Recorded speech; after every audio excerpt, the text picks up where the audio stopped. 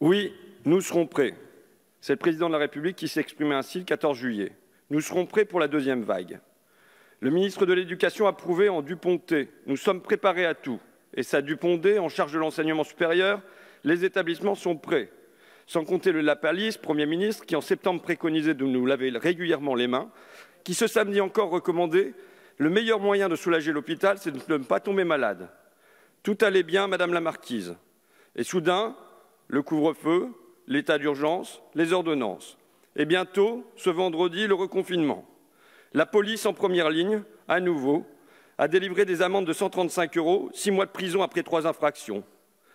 Des restrictions de liberté inédites en temps de paix, pointe le président du Comité des droits de l'homme.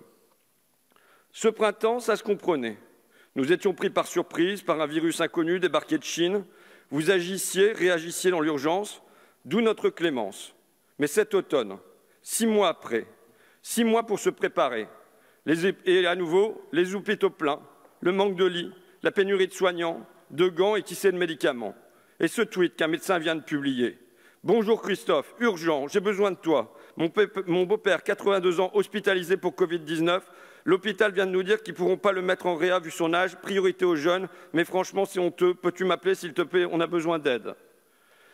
Telle la cigale de la fable, vous avez chanté tout l'été et nous voilà fort dépourvus quand la bise fut venue. Vous avez chanté croissance, vous avez chanté faites-nous confiance, vous avez chanté laissez-nous gérer. Et c'est pour ça, justement, pour cette raison, que nous sommes dans la mouise aujourd'hui.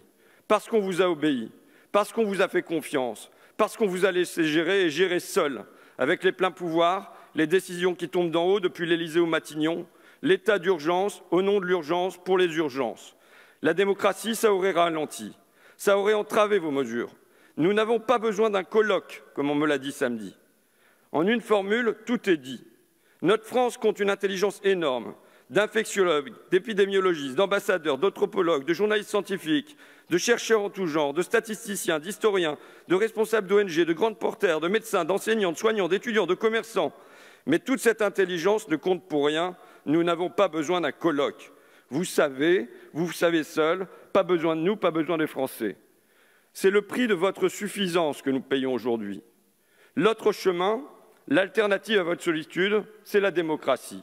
Mais comment? Ici d'abord.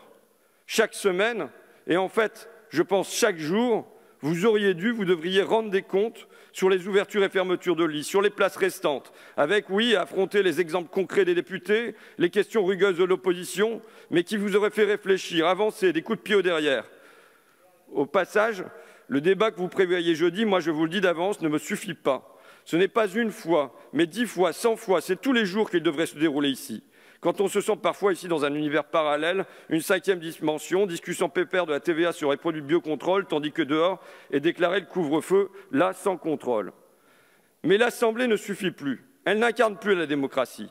Elle ne représente plus à elle seule le peuple français. Il faut une autre instance, plus vaste, plus neuve. Et je souhaiterais pour ma part une convention citoyenne sur le coronavirus, où se mêleraient justement ces infectiologues, épidémiologistes, ambassadeurs, anthropologues, journalistes scientifiques, chercheurs en tout genre, statisticiens, historiens, enseignants, soignants, étudiants, commerçants, avec des séances filmées, diffusées en direct sur Internet, informant le peuple, l'éclairant, fort de cette intelligence collective qui envisagera 1000 fois plus d'options, qui imaginera 1000 fois plus de solutions que vous seul ou le président seul dans son palais. Quand bien même, à la fin, ce serait à vous, à lui de trancher. C'est curieux, comme vous vantez le numérique partout, comme vous mettez du digital à toutes les lignes de crédit, comme vous revendiquez disruptif, mais concernant votre pouvoir, c'est à l'ancienne, voire archaïque, autorité et verticalité. On le pressent, on le devine, on le sait intimement. Ce Covid-19 n'est qu'un prémisse, une répétition générale, un échauffement avant le réchauffement. Inondations, tornades, sécheresses vont se succéder. Les 10 plaies d'Égypte seront pour nous. La nature est déréglée, elle va se venger, elle se venge déjà. Aussi, comment répond-on à cette secousse? C'est un indice de la suite. Comment répond-on à cette première secousse? Choisit-on la démocratie, le débat, la confiance, l'échange entre les citoyens? Ou préfère-t-on l'arbitraire, le bâton, la réponse policière à une crise sanitaire? Le scientifique James Lovelock l'envisageait. Face à la crise écologique, il peut être nécessaire de mettre la démocratie de côté pour un moment. C'est la voie que vous avez choisie, mettre la démocratie de côté.